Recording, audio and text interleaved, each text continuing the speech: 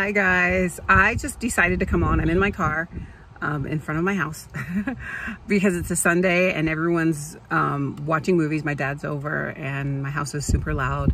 And I know that a lot of people are asking me the same questions about, they wanted a detailed way to apply for the airline. So I wanted to go ahead and do this video.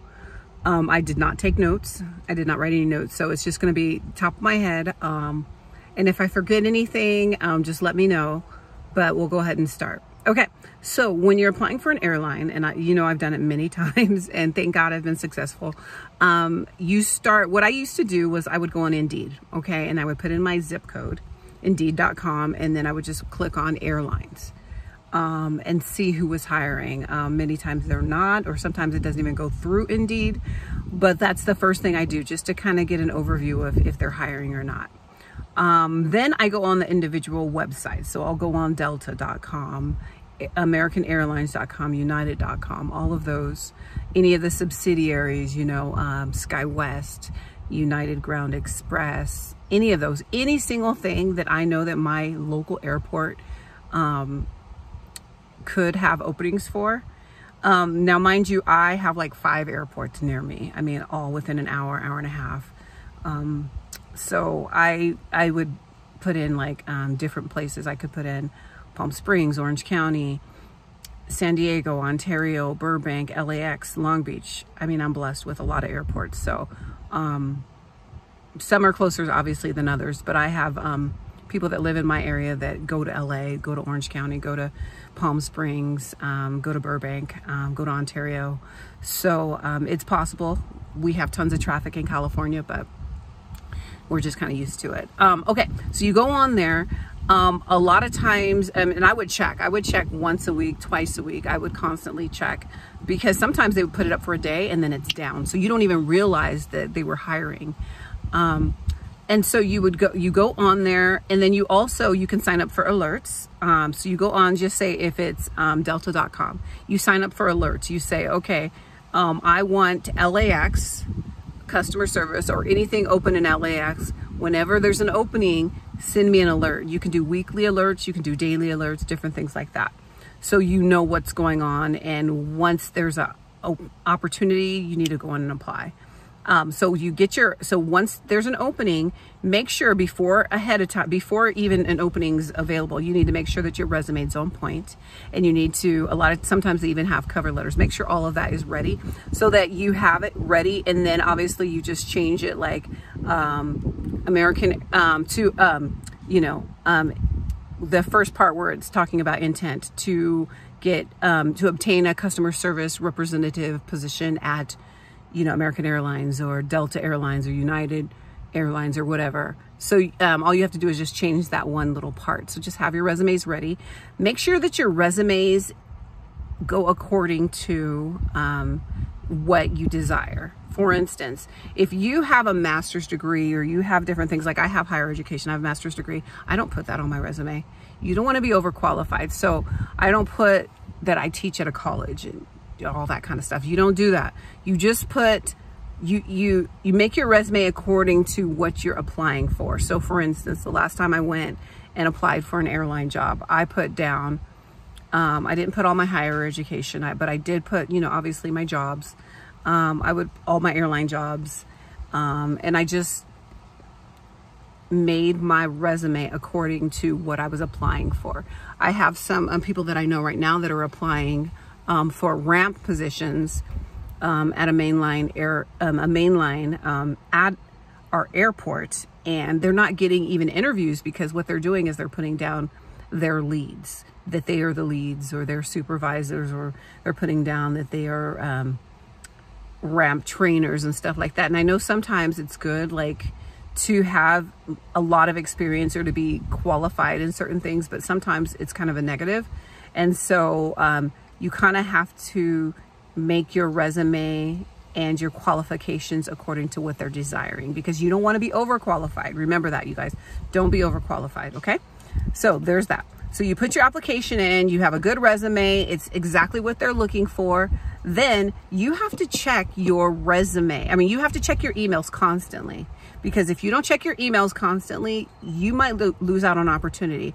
I remember the airline, my current airline, the one before this one.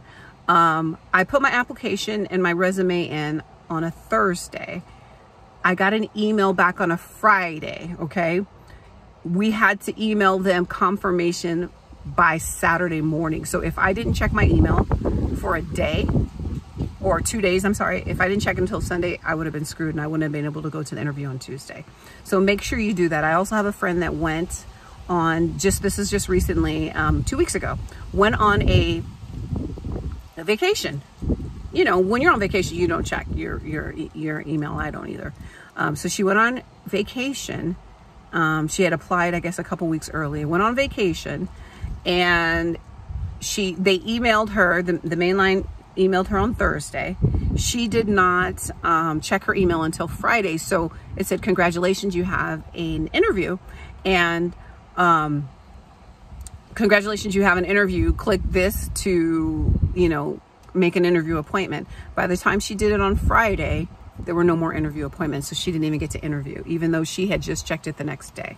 So just make sure that once you apply, you keep checking your emails twice a day. I'm letting you know, please do that. Please do that, because I've heard way too many stories. Once you do that, then you have to prepare for your interview. I went online and I did Glassdoor and saw kind of like what the interview questions could be for the airlines that I'm looking for. I would do general interview questions, just say ramp interview questions, customer service, all of that. And I would practice it and try to figure out what, you know what I'm saying? Like what my answer would be ahead of time. And just kind of know different scenarios, because they're going to ask scenarios. They're going to ask higher level thinking questions, and you kind of have to think on your toes and also kind of be prepared and know what you're going to say. So just prepare. Your clothes make a difference. I remember the interview that I went to at one point. It's a lot of times with the cattle calls, just to screen people out.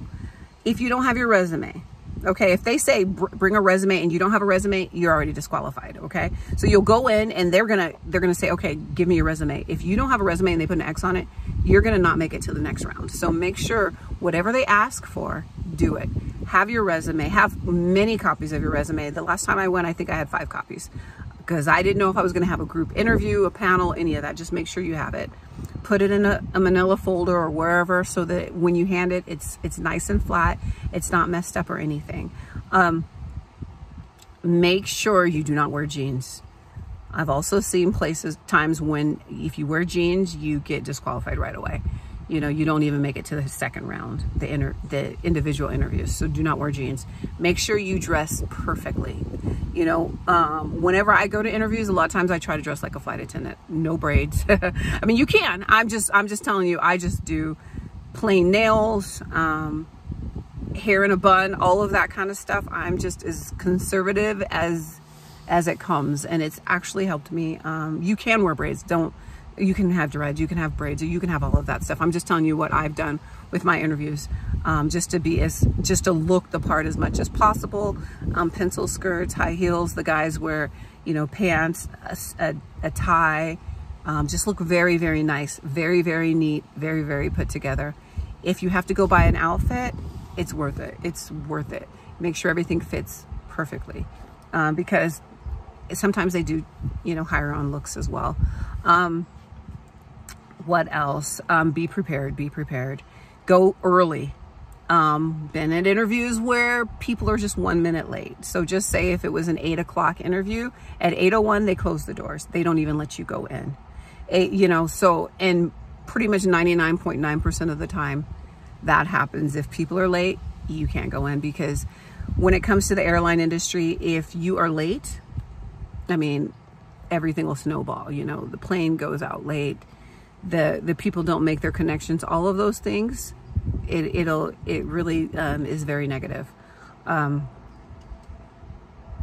What else? So you get to the interview, you go prepared, you make sure that you have every single thing that you need. And After that, have your outfit ready. Make sure that you go early. I always try to get to my places an hour early, even if it's 20 minutes from my house, because I am very blessed because I live really close to an airport, 15 minutes. I will say, just say if the interview is at 10 a.m., I will make sure that I get to the interview no later than 9:45. Trust me, I won't go in. I will not go in. I will sit in my car, but at least I'm there just in case a train comes, an accident, anything can happen, and you don't want to get there disheveled. So you want to sit there, kind of chill out, get your mind right. And then maybe for me, about 30 minutes, 25 minutes, 20 minutes before I'm supposed to go in, I just walk in. I don't want to look crazy and get there an hour and a half early. But I do get there early, and I make sure, and I pretty much every interview I'm like that, because you just never know. You just never know. And you don't want to just give it away. You don't want to ruin your entire chances just because of that. So that is that. Okay, so you got your interview, you're ready, you got your questions ready, you got your resume ready, you have everything, you look perfect from head to toe. This is already 11 minutes. I'm going to stop here, and then I'm going to film the next one because I know this is getting very long. But I will talk to you guys later, and I will film the next one very soon.